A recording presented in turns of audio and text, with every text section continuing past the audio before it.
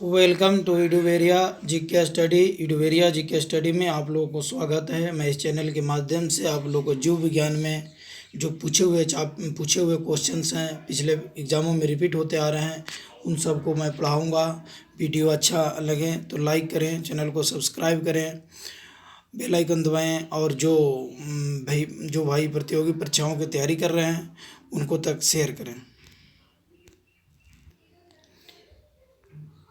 पारिस्थितिकी शब्द को सर्वप्रथम प्रतिपादित करने का श्रेय किसको जाता है?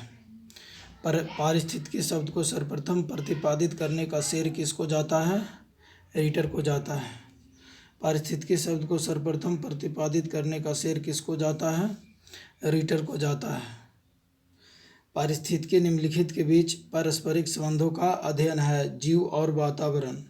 पारिस्थितिकी निम्नलिखित के बीच पारस्परिक संबंधों का अध्ययन है। जीव और वातावरण। स्वपारिस्थितिकी का अभिप्राय है व्यक्तिगत जीवधारी का पारिस्थितिकी अध्ययन। स्वपारिस्थितिकी का क्या अभिप्राय है? स्वपारिस्थितिकी का मतलब होता है व्यक्तिगत जीवधारी का पारिस्थितिकी अध्ययन। पारिस्थितिकी तंत्र इकोसिस्टम शब्दावली किसने प्रस्तुत किया था? टेंसले ने। इकोसिस्टम किसने किया था? शब्दावली को प्रस्तुत किया था टेंसले ने। पारिस्थितिकी तंत्र शब्दावली किसने प्रस्तुत किया था? टेंसले ने किया था। पारिस्थितिकी तंत्र शब्दावली किसने प्रस्तुत किया था? टेंसले ने। निम्नलिखित में कौन सा एक पारितंत्र शब्द का सर्वोत्कृष्ट वर्णन है? जीवों का समुदाय और साथ ही वह पर्यावरण जिसमें वे रहते हैं। निम्नलिखित में कौन सा एक पारितंत्र शब्द का सर्वोत्कृष्ट वर्णन है? जीवों का समुदाय और साथ ही वह पर्यावरण जिसमें वो रहता है। पारिस्थितिकी तंत्र के दो घटक कौन कौन से हैं? जैविक और अजैविक। पारिस्थितिकी तंत्र के दो घटक कौन कौन से हैं? जैविक और अजैविक। निम्न में से कौन पारितंत्र का अजीवीय घटक है? जल। निम्न में से कौन सा पारितंत्र का अजीवीय घटक है? जल। पारिस्थितिकी तंत्र के दो घटक कौन से हैं? पारिस्थितिकी तंत्र के दो घटक कौन से हैं? जैविक और अजैविक। निम्न में से कौन पारितंत्र का अजीवीय घटक है? जल। किस पारिस्थितिकी तंत्र में ऊर्जा का प्रवाह के बारे में कौन सी श्रृंखला सही है? ऊर्जा के प्रवाह के बारे में कौन सी श्रृंखला सही है? उत्पादक, उपभोक्ता, अपघटक। किस पारिस्थितिक तंत्र में ऊर्जा का प्रवाह के बारे में कौन सी श्रृंखला सही है? उत्पादक, उपभोक्ता, अपघटक। खाद्य श्रृंखला फूड चेन बनती हैं। उत्पादकों, उपभोक्ताओं एवं अपघटकों से। खाद्य श्रृंखला बनती है उत्पादकों, उपभोक्ताओं एवं अपघटकों से। खाद्य श्रृंखला बनती है उत्पादकों, उपभोक्ताओं एवं अपघटकों से। खाद्य श्रृंखला बनती है उत्पादकों एवं खाद्य श्रृंखला बनती है उत्पादकों, उपभोक्ताओं एवं अपघटकों से। A answer. उत्पादक, उपभोक्ता एवं अपघटकों से। किस श्रृंखला में प्राथमिक उपभोक्ता होते हैं? किस श्रृंखला में प्राथमिक उपभोक्ता होते हैं? शाकाहारी में। किस श्रृंखला में प्राथमिक उपभोक्ता होते हैं? शाकाहारी में प्राथमिक उपभोक्ता होते हैं। किस पारितंत्र में उत्पादकों का कार्य होता है? सौर ऊर्जा को पकड़ना एवं इसे रासायनिक ऊर्जा में बदलना। किस पारितंत्र में उत्पादकों का कार्य होता है? सौर ऊर्जा को पकड़ना एवं इसे रासायनिक ऊर्जा में बदलना। किस पारितंत्र में उत्पादकों का कार्य होता है? सौर ऊर्जा को पकड़ना एवं इसे रासायनिक ऊर्जा में बदलना। पारितंत्र में ऊर्जा का प्राथमिक या मुख्य स्रोत होता है? सूर्य का प्रकाश। पारितंत्र में ऊर्जा का प्राथमिक या मुख्य स्रोत होता है? सूर्य का प्रकाश। किसी पारितंत्र में सबसे बड़ी संख्या होती है। प्राथमिक उत्पादकों की किसी पारितंत्र में सबसे बड़ी संख्या होती है प्राथमिक उत्पादकों की। वायु एवं जल की क्रिया द्वारा भूमि का हटाव कहलाता है। अपरदन वायु एवं जल की क्रिया द्वारा भूमि का हटाव कहलाता है। अपरदन। मृदा अपरदन रोका जा सकता है वनों को उगाने द्वारा। मृदा अपरदन रोका जा सकता है वनों को उगाने द्वारा। मृदा अपरदन रोका जा सकता है वनों को उगाने द्वारा। बाढ़ को रोका जा सकता है नदियों पर बांध बनाकर एवं वृक्षारोपण करके। बाढ़ को रोका जा सकता है नदियों पर बांध बनाकर व वृक्षारोपण करके बाढ़ को रोका जा सकता है। मुख्यतः मैनग्रोव वाले ज्वारीय वन कहाँ पाए जाते हैं? सुंदरबन डेल्टा में। मैनग्रोव वाले ज्वारीय वन कहाँ पाए जाते हैं? सुंदरबन डेल्टा में। मुख्यतः मैनग्रोव वाले ज्वारीय वन कहाँ पाए जाते हैं? सुंदरबन डेल्टा में। मैनग्रोव वाले ज्वारीय वन कहाँ पाए जाते हैं? सुंदरबन डेल्टा में। मैनग्रोव वनस्पति का मुख्य घटक हैं राइजोफोरा। मैनग्रोव वनस्पति का मुख्य घटक हैं राइजोफोरा। समुद्र के किनारे की वनस्पति कहलाती है लवणोद्भिद वनस्पति। समुद्र के किनारे की वनस्पति कहलाती है लवणोद्भिद वनस्पति। समुद्र के किनारे की वनस्पति क्या कहलाती है? लवणोद्भिद वनस्पति। न्यूनीकृत पत्तियां और धंसे हुए रंध्र किसके प्रमुख लक्षण हैं? शुष्कोद्भिद। न्यूनीकृत पत्तियां और धंसे हुए रंध्र किसके प्रमुख लक्षण हैं? शुष्कोद्भिद। मृदुभिदों में लंबा मूल तंत्र होता है क्योंकि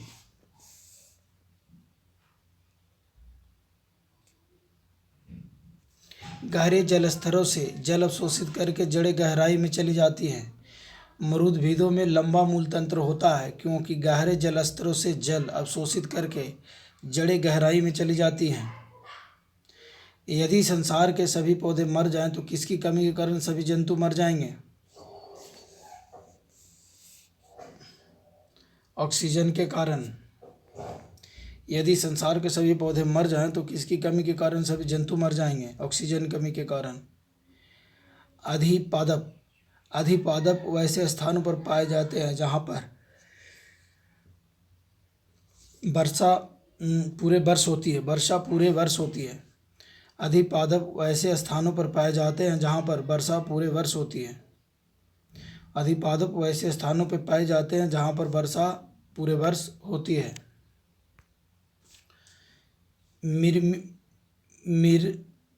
मिरमेकोफिली एक लाभदायक संयोजन होता है कुछ पुष्पी पादपों का। चींटियों के बीच। मिरमेकोफिली एक लाभदायक संयोजन होता है कुछ पुष्पी पादपों का चींटियों के बीच। संसार का सबसे बड़ा परितंत्र है सागर। संसार का सबसे बड़ा पारितंत्र है सागर। मृदा अपरदन रोका जा सकता है। मृदा अपरदन रोका जा सकता है वनरोपण द्वारा। मृदा अपरदन रोका जा सकता है वनरोपण द्वारा। जब हम बकरी का मांस खाते हैं तब हम द्वितीयक उपभोक्ता हैं। जब हम बकरी का मांस खाते हैं तब हम द्वितीयक उपभोक्ता हैं। जब हम बकरी का मांस खाते हैं तब हम द्वितीयक उपभोक्ता हैं। सौर ऊर्जा किससे प्राप्त होती है? सूर्य से। सौर ऊर्जा किससे प्राप्त होती है? चंद्रमा से नहीं, समुद्र से नहीं, हवा से नहीं, सूर्य से। खाद्य श्रृंखला से अभिप्राय है इनमें किसके द्वारा ऊर्जा अंतरण होता है? एक जीव से दूसरे जीव के। खाद्य श्रृंखला से अभिप्राय है इनमें से किसके द्वारा ऊर्जा अंतरण होता है? एक जीव से दूसरे जीव के। एक जीव से दूसरे जीव के। हाइड्रोफाइट कहते हैं, हाइड्रोफाइट कहते हैं, हाइड्रोफाइट कहते हैं एक जलीय पौधे को। हाइड्रोफाइट कहते हैं एक जलीय पौधे को। निम्नलिखित में कौन सा अमरूदभिद है? करील। निम्नलिखित में कौन सा अमरूदभिद है? करील।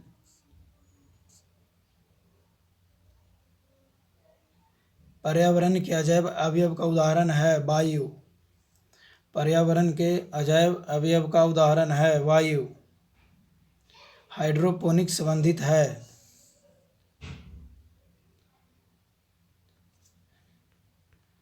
मिट्टी के बिना पौधे की वृद्धि से। हाइड्रोपोनिक संबंधित है मिट्टी के बिना पौधे की वृद्धि से। हाइड्रोपोनिक संबंधित है मिट्टी के बिना पौधे की वृद्धि से, पौधे की वृद्धि से। सौर ऊर्जा का सबसे बड़ा यौगिकीकरण कौन है?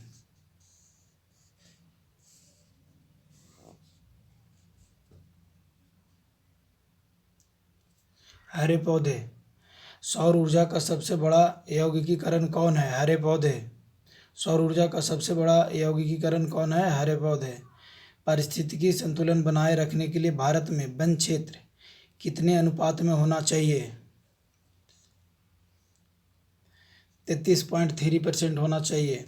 पारिस्थितिकी संतुलन बनाए रखने के लिए भारत में वन क्षेत्र कितने अनुपात में होना चाहिए? 33.33%।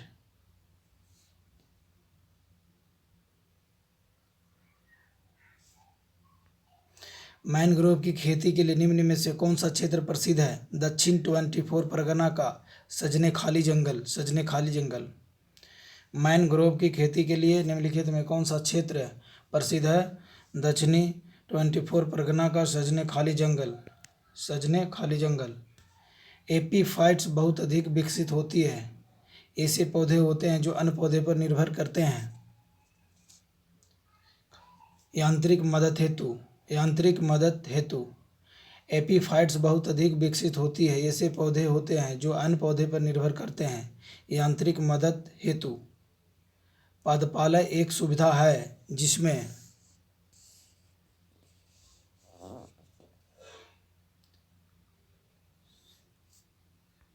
नियंत्रित दशाओं में पादपों का उगना संभव हो पाता है।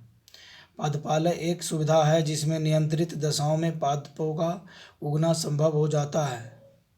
पादपालय एक सुविधा है जिसमें नियंत्रित दशाओं में पादपों का उगना संभव हो जाता है। निम्न में से कौन सा कृषि कार्य पर्यावरणीय दृष्टि से उपयुक्त है? पर्यावरणीय दृष्टिकोण से उपयुक्त है। कार्बनिक कृषि। निम्न में से कौन सा कृषि कार्य पर्यावरणीय दृष्टि से उपयुक्त है? कार्बनिक कृषि। अधिकांश मरुस्थलीय पादप रात्रि के समय ही पुष्पित होते हैं क्योंकि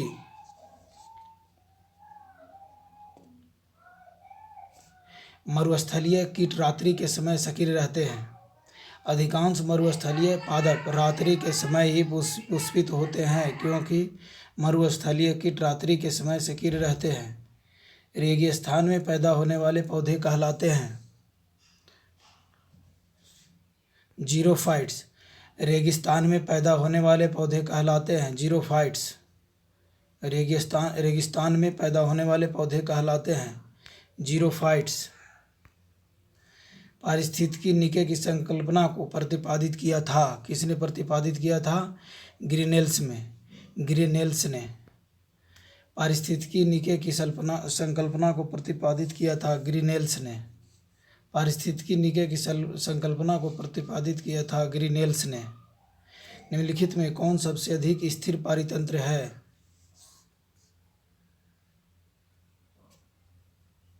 महासागर। निम्नलिखित में कौन सा सबसे अधिक स्थिर पारितंत्र है? महासागर। निम्नलिखित में कौन से 3 आर पर्यावरण के अनुकूल माने जाते हैं? कम करना, पुनः प्रयोग करना एवं पुनः चक्रित करना। निम्नलिखित में कौन से 3 आर पर्यावरण के अनुकूल माने जाते हैं? कम करना, पुनः प्रयोग करना, पुनः चक्रित करना। कम करना, पुनः प्रयोग करना, पुनः चक्रित करना। पृथ्वी शिखर सम्मेलन हुआ था। पृथ्वी शिखर सम्मेलन हुआ था। रियो डी जेनेरियो में हुआ था।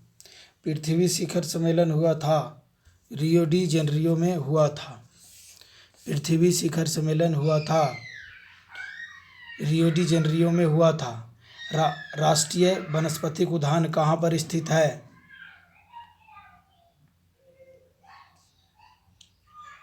लखनऊ में। राष्ट्रीय वानस्पतिक उद्यान कहाँ पर स्थित है? लखनऊ में।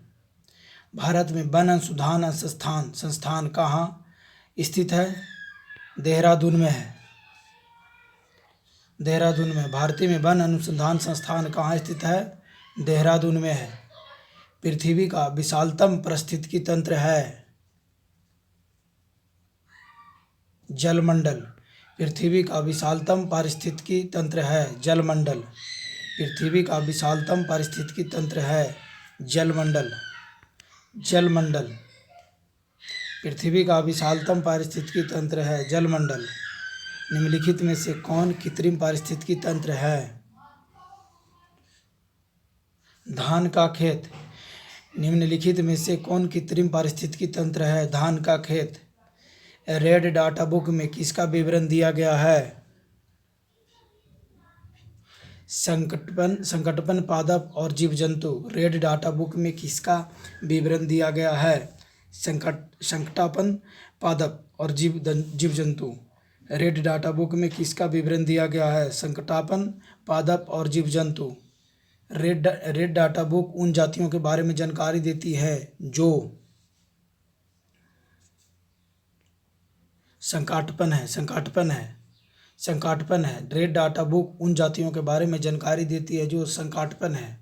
रेड डाटा बुक उन जातियों के बारे में जानकारी देती है जो संकटापन है। रेड डाटा बुक में किसका विवरण दिया गया है? संकटापन पादप और जीव जंतु को। रेड डाटा बुक उन जातियों के बारे में जानकारी देती है जो संकटापन है। इनमें से कौन सा जैव विविधता के लिए खतरा है? प्राकृतिक आवासों और वनस्पति का विनाश तथा झूम खेती। इनमें से कौन सा जैव विविधता के लिए खतरा है? प्राकृतिक आवासों और वनस्पति का विनाश तथा झूम खेती। इनमें से कौन सा जैव विविधता के लिए खतरा है? पारिस्थितिकी आवासों और वनस्पति का विनाश तथा झूम खेती। भारत में पारिस्थितिकी असंतुलन का कौन सा एक प्रमुख कारण है? वनोन्मूलन। भारत में पारिस्थितिकी असंतुलन का कौन सा एक प्रमुख कारण है? वनोन्मूलन। भारत में पारिस्थितिकी असंतुलन का कौन सा एक प्रमुख कारण है? वनोन्मूलन। ताल पारिस्थितिकी तंत्र की स्थिरता निर्भर करती है। उत्पादकों और उपभोक्ताओं पर। ताल पारिस्थितिकी तंत्र की स्थिरता निर्भर करती है उत्पादकों और उपभोक्ताओं पर। प्रकृति के संतुलन को तय करने वाला मुख्य कारक है मानव गतिविधियाँ। प्रकृति के संतुलन को तय करने वाला मुख्य कारक है मानव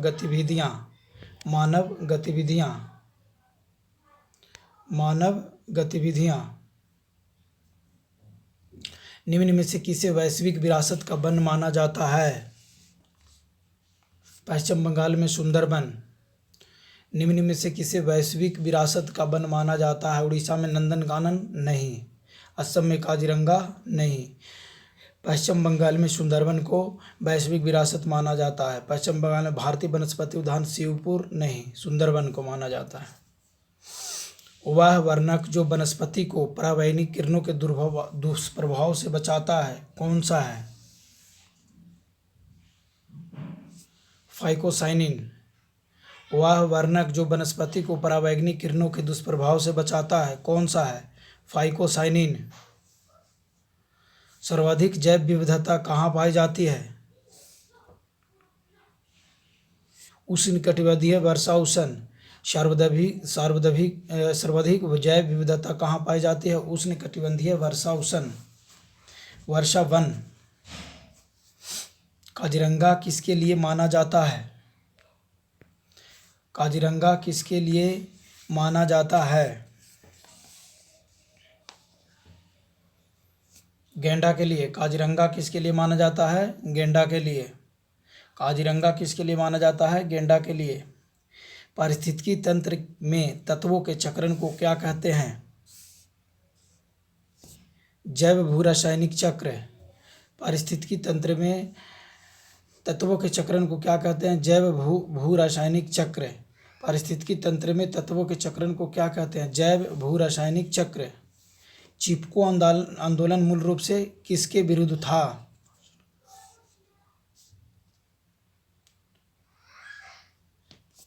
वन कटाई के। चिपको आंदोलन मूल रूप से किसके विरुद्ध था? वन कटाई के। वन कटाई के।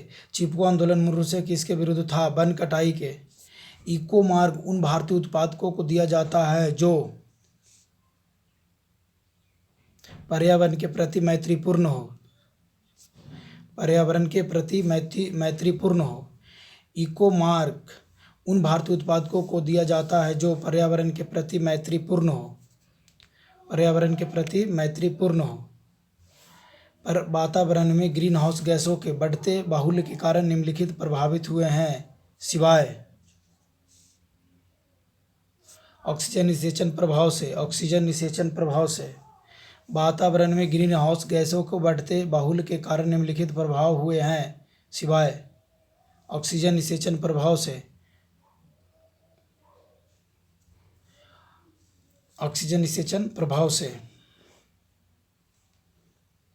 ओजोन इतनी सांद्रता संकेंद्रण पर गंभीर फुसफुसीय क्षोभ उत्पन्न करके मानव स्वास्थ्य को प्रभावित करता है।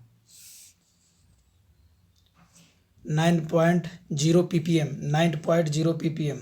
ओजोन इतनी 9.0 ppm पर ओजोन इतनी सांद्रता या संकेंद्रण पर गंभीर फुसफुसीय क्षोभ उत्पन्न करके मानव स्वास्थ्य को प्रभावित करता है। 9.0 ppm उत्पन्न करके सांद्रता। वातावरण में ग्रीन हाउस गैसों को बढ़ते बमूल के कारण निम्नलिखित प्रभावित हुए हैं। भूमंडलीय गर्मी हुआ है। समताप मंडल में ओजोन परत की अपक्षय हुआ है। कार्बन डाइऑक्साइड के निषेचन प्रभाव हुआ है के सिवाय ऑक्सीजन निषेचन प्रभाव के सिवाय बाकी सब हुए हैं। ऑक्सीजन निषेचन प्रभाव के सिवाय बाकी सब हुए हैं। विश्व का सबसे अधिक तेजी से बढ़ने वाला जल पादप है। जलपादप है। विश्व का सबसे अधिक तेजी से बढ़ने वाला जल पादप है जल हायासिंथ।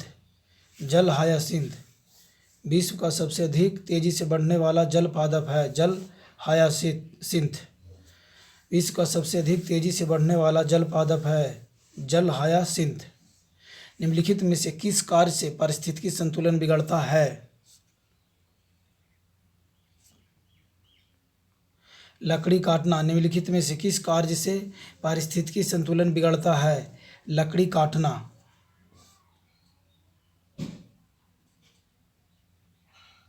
निम्नलिखित में से किस कार्य से पारिस्थितिकी संतुलन बिगड़ता है? लकड़ी काटना। यदि विश्व के सभी पादप मर जाते हैं तो सभी पशु भी इनकी कमी के कारण मर जाएंगे।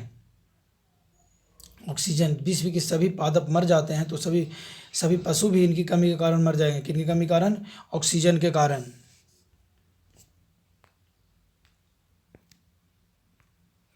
जब पादप विविधता को प्राकृतिक आवास में संचारित किया जाता है तो इस संरक्षण को कहते हैं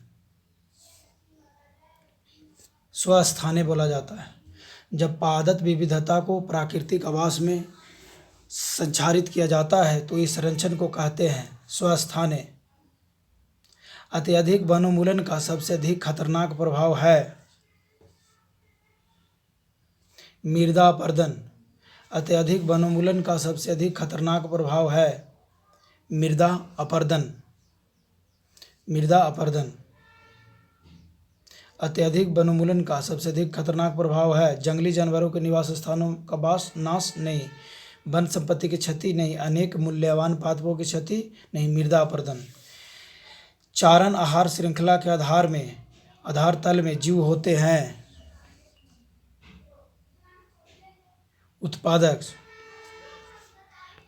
चरण आहार श्रृंखला के आधार तल में जीव होते हैं। उत्पादक चारण आहार श्रृंखला के आधार तल में जीव होते हैं। उत्पादक पर्यावरणीय आयोजन के साथ मूलतः संबंधित संगठन है। नीरी, NEERI, नीरी पर्यावरणीय आयोजन के साथ मूलतः संबंधित संगठन है। NEERI, नीरी। मैंग्रोव वनों पर वैश्विक तापमान का क्या प्रभाव होगा?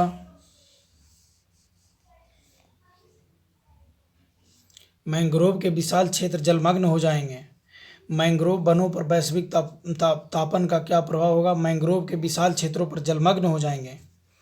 भारत में धारणीय विकास के दृष्टिकोण से विद्युत उत्पादन का सबसे अच्छा स्रोत कौन सा है? सबसे अच्छा स्रोत कौन सा है? जल विद्युत। भारत में धारणीय विकास के दृष्टिकोण से विद्युत उत्पादन का सबसे अच्छा स्रोत कौन सा है? जल विद्युत। भारत में धारणीय विकास के दृष्टिकोण से विद्युत उत्पादन का सबसे अच्छा स्रोत कौन सा है? जल विद्युत। धारणीय विकास जिनके उपयोग के संदर्भ में अंतर पीढ़ीगत संवेदनशीलता का विषय है।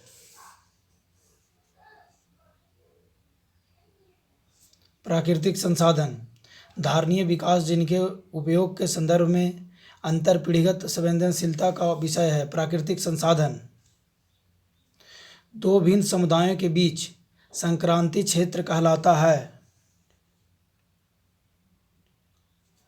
इकोटोन दो भिन्न समुदायों के बीच का संक्रांति क्षेत्र कहलाता है। इकोटोन दो भिन्न समुदायों के बीच संक्रांति क्षेत्र कहलाता है। इकोटोन एक मनुष्य के जीवन को पूर्ण रूप से धारणीय करने के लिए आवश्यक न्यूनतम भूमि को क्या कहते हैं? पारिस्थितिकीय पदछाप एक मनुष्य के जीवन को पूर्ण रूप से धारण करने के लिए आवश्यक न्यूनतम भूमि को क्या कहते हैं? पारिस्थितिकीय पदछाप। निम्न में से कौन एक प्रवाल विरंजन का सबसे अधिक प्रभावी कारक है? सबसे अधिक प्रभावी कारक है सागरीय जल के समान तापमान में वृद्धि। निम्न में से कौन एक प्रवाल विरंजन का सबसे अधिक प्रभावी कारक है? सागरीय जल के समान तापमान में वृद्धि। निम्नलिखित पदार्थों में से कौन से ओजोन रिक्तिकारक हैं?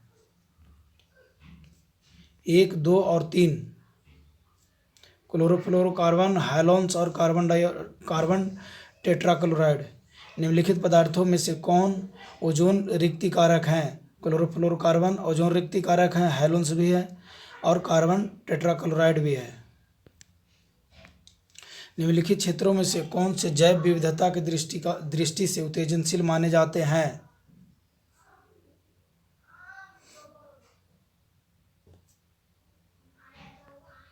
केवल 1 और 3। पूर्वी हिमालय और पश्चिमी घाट। भारत के निम्नलिखित क्षेत्रों में से कौन जैव विविधता की दृष्टि से उत्तेजनशील माने जाते हैं? पूर्वी हिमालय और पश्चिमी घाट। पूर्वी हिमालय और पश्चिमी घाट। पूर्वी हिमालय और पश्चिमी घाट। पारिस्थितिकीय निकाय के रूप में आर्द्र भूमि। पारिस्थितिकीय निकाय के रूप में आर्द्र भूमि निम्नलिखित में से किस हेतु उपयोगी है? किस हेतु उपयोगी है? उपयुक्त सभी के लिए। पारिस्थितिकी निकाय के रूप में आर्द्र भूमि निम्नलिखित में से किस हेतु उपयोगी है? पोषक पुनर्प्राप्ति एवं चक्रण हेतु। जी हाँ। पौधे द्वारा अवशोषण के माध्यम से भारी धातुओं को अपमुक्त करने हेतु। और उसके बाद तलछट रोग पर नदियों का गादीकरण कम करने हेतु। उपयुक्त सभी। निम्नलिखित में से कौन सही सुमेलित नहीं है? निम्नलिखित में से कौन सही सुमेलित नहीं है?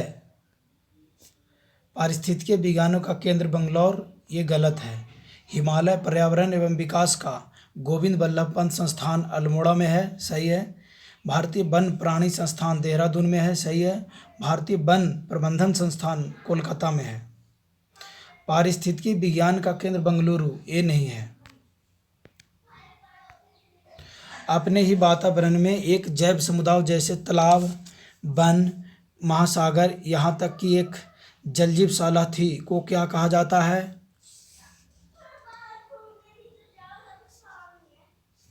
पारिस्थितिकी तंत्र। अपने ही वातावरण में एक जैव समुदाय जैसे तालाब, वन, महासागर, यहाँ तक कि एक जलजीवशाला थी को क्या कहा जाता है? पारिस्थितिकी तंत्र कहा जाता है। निम्नलिखित में कौन सा कथन सही है? निम्नलिखित में कौन सा कथन सही है? ए सही है। जैव मंडलीय पारिस्थितिकी तंत्र में ऊर्जा का प्रवाह एक दिशीय होता है।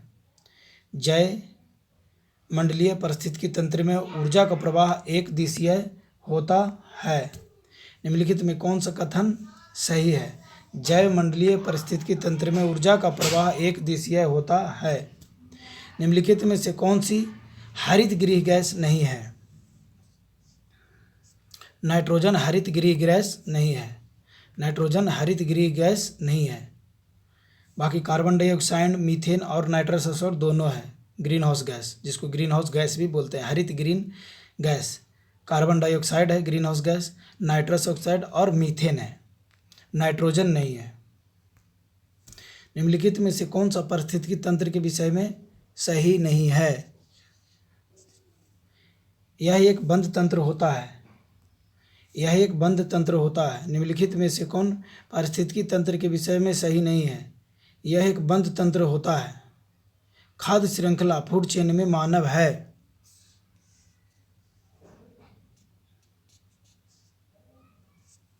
प्राथमिक एवं द्वितीयक उपभोक्ता। खाद्य श्रृंखला फूड चेन में मानव है। प्राथमिक तथा द्वितीय उपभोक्ता।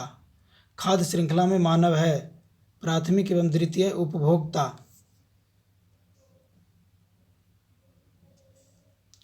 घास, बकरी तथा मानव। निम्न में से कौन आहार श्रृंखला का निर्माण करते हैं? घास, बकरी तथा मानव।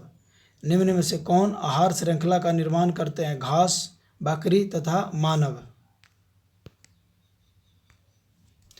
पारिस्थितिकी विज्ञान केंद्र कहाँ स्थित है? बंगलौर में। पारिस्थितिकी विज्ञान केंद्र कहाँ स्थित है? बंगलौर में। पारिस्थितिकी विज्ञान केंद्र कहाँ स्थित है? बंगलौर में। विश्व पर्यावरण दिवस कब मनाया जाता है? 5 जून को। वर्ल्ड पर्यावरण दिवस कब मनाया जाता है? 5 जून को। प्रथम विश्व पर्यावरण दिवस किस वर्ष मनाया गया था? 1973 में। विश्व पर्यावरण दिवस किस वर्ष मनाया गया था? 1973 ईस्वी में। विश्व पर्यावरण दिवस किस वर्ष मनाया गया था? 1973 ईस्वी में। निम्नलिखित में से कौन सा समूह आहार श्रृंखला बनाता है? बी, घास, बकरी और मानव। घास बकरी खाता है, बकरी को मानव खाता है। यह आहार श्रृंखला है। निम्नलिखित में से कौन जीव समूह आहार श्रृंखला बनाता है? घास, बकरी और मानव। वीडियो अच्छा लगा होगा। वीडियो आप लोग को पसंद आई होगी तो वीडियो को लाइक करें, चैनल सब्सक्राइब करें, बेल आइकन दबाएं और उन भाइयों तक शेयर करें जो प्रतियोगी परीक्षाओं की तैयारी कर रहे हैं।